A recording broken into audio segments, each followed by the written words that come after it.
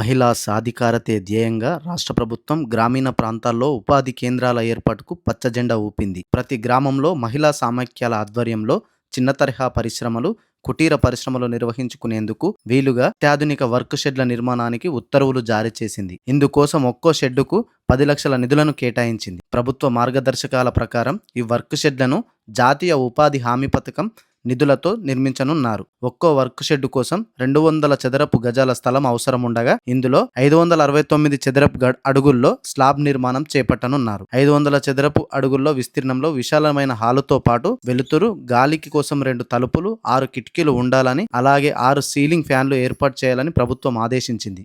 మహిళా సమాఖ్యలు తమకు కావలసిన స్థలాన్ని ఎంపిక చేసుకొని పంచాయతీకి దరఖాస్తు చేయాలి. గ్రామసభ తీర్మానం అనంతరం ఎంపీడీఓ పరిశీలించి కలెక్టర్ ఆమోదంతో పంచాయతీరాజ్ శాఖ ఈ నిర్మాణాలను పూర్తి చేస్తుంది. ప్రభుత్వ సంకల్పం గొప్పదే అయినా క్షేత్రస్థాయిలో భూసేకరణ సమస్య ఈ పథకానికి పెద్ద అడ్డంకిగా మారింది. గ్రామాల్లో భూముల ధరలు ఆకాశాన్ని అంటుతుండటంతో ప్రభుత్వం ఇచ్చే నిధులతో స్థల సేకరణ చేయడమే అసాధ్యంగా కనిపిస్తోంది. చాలా గ్రామాల్లో ప్రభుత్వ భూములు కబ్జాకు గురయ్యాయి. ఉన్న కొన్ని అసైన్డ్ భూములు న్యాయపరమైన వివాదాల్లో ఉన్నాయి. ముఖ్యంగా అటవీ ప్రాంతాల్లోని గ్రామాల్లో భూమి సమస్య జటిలంగా ఉంది. అటవీ నిబంధనల ప్రకారం అక్కడి శాశ్వత నిర్మాణాలు చేపట్టడానికి అటవీ శాఖ అధికారులు అంగీకరించడం లేదు. నిర్దేశించిన గడువులోగా స్థలాలను గుర్తించి నిర్మాణాలు ప్రారంభించకపోతే ఉపాధి హామీ నిధులు తిరిగి వెళ్లిపోయే ప్రమాదం ఉందని అధికారులు హెచ్చరిస్తున్నారు. కేవలం కాగితాలకే పరిమితం కాకుండా జిల్లా కలెక్టర్లు ప్రత్యేక చొరవ చూపి భూ సమస్యలను పరిష్కరిస్తేనే ఈ వర్క్ షెడ్ల కార్యరూపం దాల్చుతాయని అంటున్నారు.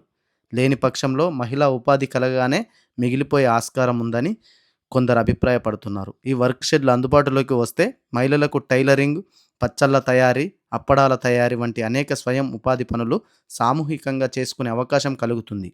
తద్వారా గ్రామీణ ఆర్థిక వ్యవస్థ బలోపేతం కానుంది. మహిళలకు అదనపు ఆదాయం సమకూరనుంది.